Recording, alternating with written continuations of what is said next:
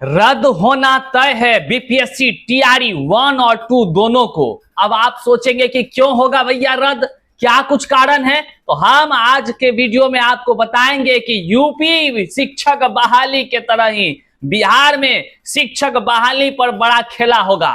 जी हां, वो खेला भी हाई कोर्ट से होगा और वो जायज मांग और जायज विषय पर लेकर के जो शिक्षक अभ्यर्थियों के साथ हाई कोर्ट न्याय करेगी।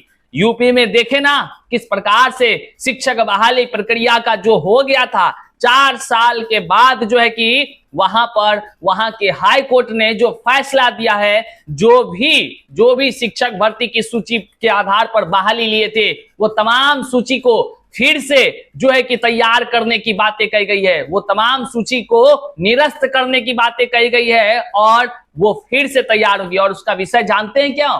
क्योंकि वो आरक्षण का वहां पर नियम कायदे को पालन नहीं किया गया है। और बिहार के शिक्षक बहाली में आरक्षण तो एक विषय हुआ, उसके बाद कितने सारे धांधली हुए हैं, कितने सारे व्यापक पैमाने पर गड़बड़ियां हुई है, जिसको आज हम आपको वीडियो में बताएंगे। और देख लीजिए बीपीएससी टीआरई 1 और 2 दोनों रद्द होने का कितना बड़ा आधार मिल गया है।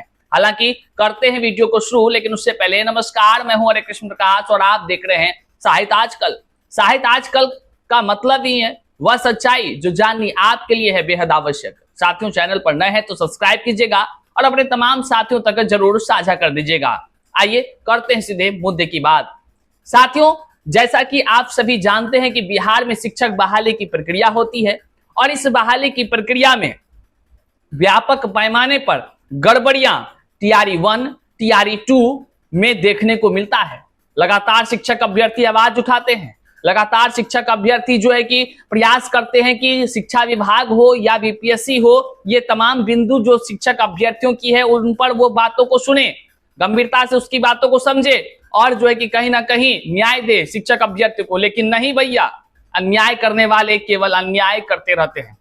अन्याय का मतलब है कि वैसे नियमों का न पालन करके शिक्षक बहाली की प्रक्रिया को पूर्ण कराना वो अन्याय के समान है और अन्याय को कभी हाई कोर्ट बर्दाश्त नहीं करती है। अब देखिए ना, बिहार शिक्षक बहाली तो हम आपको आगे बताते हैं क्या क्या हुआ और क्या होगा, आगे क्या होगा, लेकिन अभी आप यूपी वाला को देख लीजिए।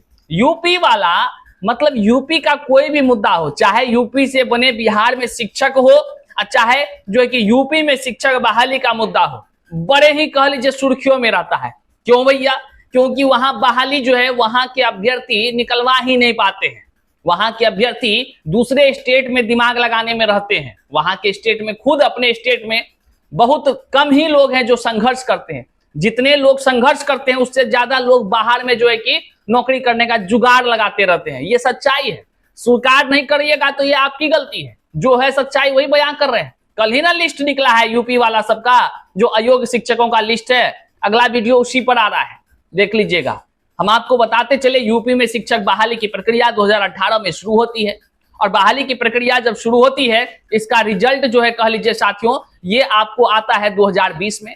और 2020 में जब रिजल्ट आता है तो इसमें आरक्षण वाला मामला में जो है कि कह लीजिए खिलवाड़ हो जाता है। किस प्रकार का खिलवाड़, किस प्रकार का, आप देखिएगा ना हैरान हो जाइएगा और तब कहिएगा भैया तब तो बिहार में शिक्षक बहाली की प्रक्रिया का कोई वैल्यू नहीं है, वो कब टूट जाएगा कब खत्म हो जाएगा कोई ठिकाना नहीं है। क्यों?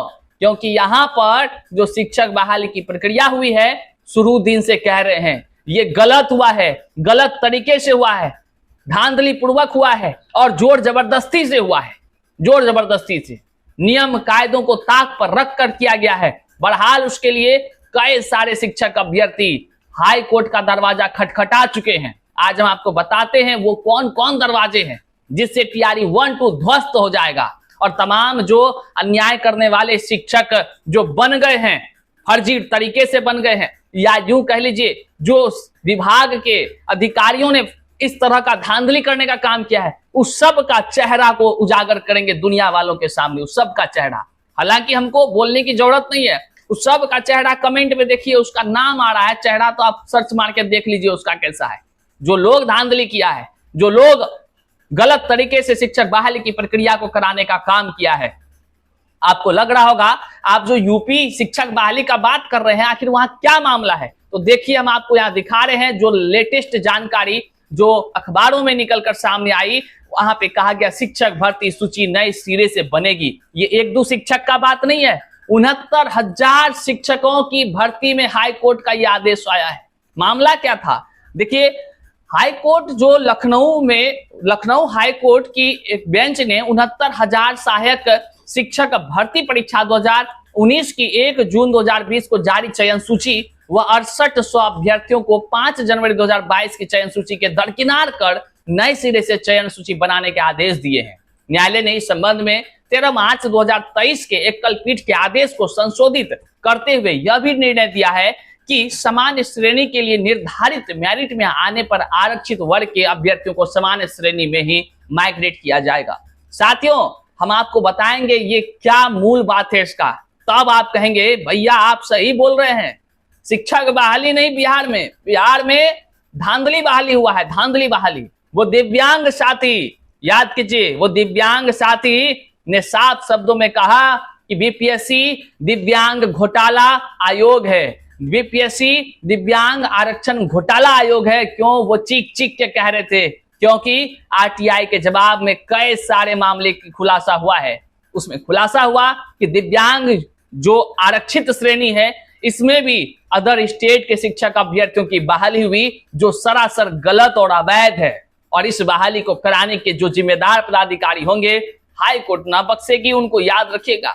वे दिव्यांग साथी भी संघर्ष कर रहे हैं, वो दिव्यांग साथी भी हाई कोर्ट का दरवाजा खटखटाए हैं। टीआरई 1 हो या टीआरई 2 हो, इस दोनों की बहाली की प्रक्रिया में केवल दिव्यांग आरक्षण घोटाला नहीं बल्कि कई सारे व्यापक पैमाने पर घोटाले हुए हैं। अब यूपी से हम जोड़कर आपको बता रहे हैं कि यूपी में क्या हुआ, ये तमाम डिटेल्स यहाँ लिखी गई है। आप पढ़ेंगे तो सारा चीज समझ जाएंगे। नीचे डिस्क्रिप्शन बॉक्स में हमारा टेलीग्राम लिंक है, आप वहां पर ये हम डाल दे रहे हैं, या सोशल मीडिया पर भी आप पढ़ सकते हैं। ये अखबार साहित्य आजकल के ऑफिशियल जो ट्विटर अकाउंट है, जिसको एक्स हैंडल आप कहते हैं, वहां पर पोस्ट कर दिया गया है, आप पढ़ लीजिएगा।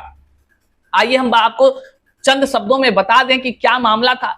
मामला वहां क्या है कि जो बहाली 69,000 की हुई थी ना, उस बहाली में ऐसे वर्ग जो आरक्षित वर्ग थे, यूपी में आरक्षित वर्ग के जो थे अभ्यर्थी, जिसका चयन हो गया, मान लीजिए अच्छे अंक उनका आ गया मेरिट में, तो अच्छे जब अंक मेरिट में आ जाते हैं तो वो अगर जनरल कटअप से ज्यादा नंबर ले आते हैं तो वैसे आरक्षित वर्ग के भी लोगों की जो सूची तैयार होती है, चयन सूची, वो आपको जो है कि यूआर कैटेगरी में होता है, मतलब कि जनरल वालों के साथ उनका जो है कि रिजल्ट बनता है।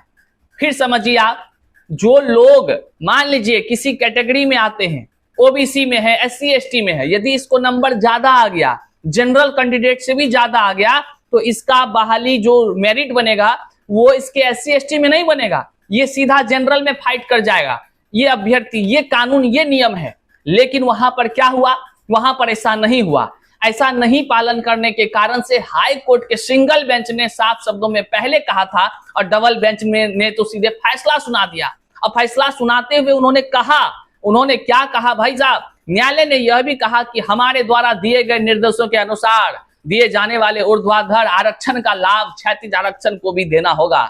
इसके साथ ही न्यायालय ने इसी भर्ती परीक्षा के क्रम में आरक्षित वर्ग के अतिरिक्त 6800 अभ्यर्थियों को 5 जनवरी 2022 की चयन सूची को खारिज करने के एकल पीठ के निर्णय में कोई हस्तक्षेप न करते हुए 3 माह में नई सूची जारी करने की कार्रवाई पूरी कर लेने को कहा। और यूपी सरकार को एक तगड़ा झटका लगा। झटका इसलिए लगा क्योंकि बहाली तो हो गई थी, जैसे बिहार में बहाली तो हो गई है। भैया अभ्यर्थी कितनों चिल्लाए, क्या वैल्यू है, क्या महत्व है अभ्यर्थियों की। अभ्यर्थी आज ये परीक्षा देंगे, कल वो परीक्षा देंगे, परसों परीक्षा देंगे, देते देते बेमौत मारे जाएंगे। यही प्लानिंग रहती है सरकार की। इसका मतलब साफ शब्दों में स्पष्ट हो रही है, अभ्यर्थियों की बात न सुनी जाने। तो लीजिए ना, अब यूपी में 4 साल के बाद करारा झटका लगा ना, और उसी तरह बिहार में अब आइए आपको बिहार शिक्षक बहाली के चंद ऐसे चीजों से आपको रूबरू करा दें जो निस्तनाबूद करने के लिए एक जो है कि नींव है साथियों।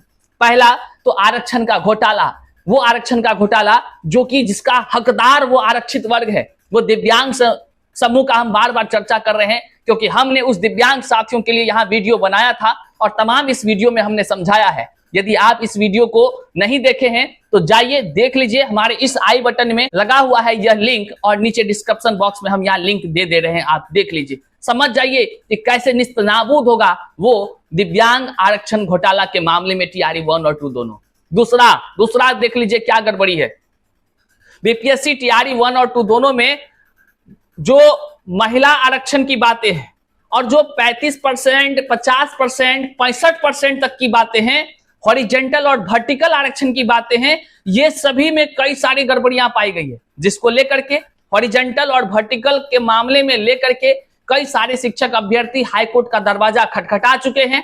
और निश्चित तौर से जिस प्रकार से यूपी में आरक्षण का एक ये वाला मामले से जब उसकी बहाली प्रक्रिया जो है कि इस तरह हो सकता है, आदेश हो सकता है, निश्चित तौर से बिहार में हाई कोर्ट की तरफ से जो है शिक्षक अभ्यर्थियों को न्याय मिलेगा। यही नहीं साथियों, कई सारे ऐसे मामले इसमें हैं जिसमें देखा गया है कि बिहार से बाहर वाले अदर स्टेट के शिक्षक अभ्यर्थी जो थे उनका चयन बीपीएससी से वैसे कैटेगरी में कर दिया गया जिसके वो हकदार भी नहीं थे। जी हाँ, बिल्कुल सही सुन रहे हैं। मतलब आरक्षण का प्रावधान या आरक्षण का लाभ उन्हीं को मिलता है जो बिहार के मूल निवासी होंगे, लेकिन कई सारे लोगों को बहाल कर दिया गया इसी आरक्षण का लाभ देते हुए। अब आप बताइए, जहां पर एक छोटा सा कह लीजिए कि आरक्षण में इधर उधर छेड़छाड़ किया गया तो ये हालत हो गया यूपी में 4 साल बाद। अब बिहार में भैया 1 ही साल नहीं, 6 महीने में 2 शिक्षक बहाली, एकदम धुर्राझार। कुछ ऐसे पदाधिकारी हुए जिसने अपने बल पर बिहार में शिक्षक बहाली की प्रक्रिया को न जाने किस हालत में पहुंचाते हुए कर दिया। बिहार के योग्य अभ्यर्थियों का हक मारा गया, बिहार के युवा चिल्लाते रहे, लाठियां खाते रहे, लेकिन उनके तकदीरों के साथ खिलवाड़ किया गया और इस खिलवाड़ का खामियाजा भुगतने को सभी को देखने को मिलेगा, क्योंकि सभी लोग इसमें चुप बैठे हैं और जो लोग शिक्षक बन गए हैं वो मौज कर रहे हैं, वो अन्याय के खिलाफ नहीं बोलते हैं। इसलिए जब हाई कोर्ट का डंडा चलेगा ना तो खामियाजा पूरे को भुगतना पड़ेगा। याद है ना आपको भाषा आर्ता की केस टीआरई 2, वो हम लड़ रहे हैं, और याद रखिएगा आने वाले जल्द दिनों में आपको बहुत बड़ा नतीजा देखने को मिलेगा, क्योंकि एक बहुत बड़ा अन्याय था जिसको आप अगर शिक्षक बन गए तो जान रहे हैं इस बात को। और आप भूल सकते हैं, हम तमाम शिक्षक अभ्यर्थी नहीं भूलने देंगे और ना ही तमाम दुनिया को भूलने देंगे कि हमारे साथ किस प्रकार का खिलवाड़ किया गया, किस प्रकार से हमारे हिंदी को जो है कि कह लीजिए कि इनके मान सम्मान को घटाने का काम किया गया, खेल के बाद नियम को बदला गया। बहुत सारे ऐसे पॉइंट्स है जिसके बल टीआरई 1 और टीआरई 2 का टिकना जो है हम लोगों के सामने हो ही नहीं सकता है कि वो टिक जाए। बस न्यायालय का देर है। अगर न्यायालय जिस प्रकार से आदेश देगी वो प्रभाव जरूर प्रभावित करेगा तमाम टीआरई 1 और टीआरई 2 के शिक्षक बहाली को। देखने का विषय होगा आने वाले दिनों में क्या कुछ होता है। बहरहाल इस वीडियो को जन जन तक साझा कीजिएगा, वैसे लोगों तक साझा कीजिएगा जो कहता है कुछ नहीं होगा, उन सभी लोगों तक पहुंचाना भी आपका कर्तव्य है। चैनल पर नए हैं तो सब्सक्राइब कीजिएगा और लाइक कीजिएगा, कमेंट में अपना विचार जरूर दीजिएगा। क्या लगता है आपको आरक्षण के चक्कर में टीआरई 1, 2 रद्द नहीं होगा क्या भाषा आर्ता के चक्कर में टीआरई 2 नहीं जाएगा क्या दिव्यांग आरक्षण घोटाला के चक्कर में इधर उधर का जो हुआ है धांधली टीआरई 1, 2 नहीं डोलेगा क्या लगता है आपको हॉरिजॉन्टल और वर्टिकल वाले केस के मामले में टीआरई 1, 2 बच पाएगा? ये तमाम बातों का सवाल आपके ऊपर छोड़ जाते हैं। इंतजार करते हैं आपके कमेंट का और आपके विचारों का। बहुत बहुत शुक्रिया यहाँ तक वीडियो देखने के लिए। मिलते हैं फिर से नई जानकारी के साथ, तब तक के लिए जय हिंद साथियों।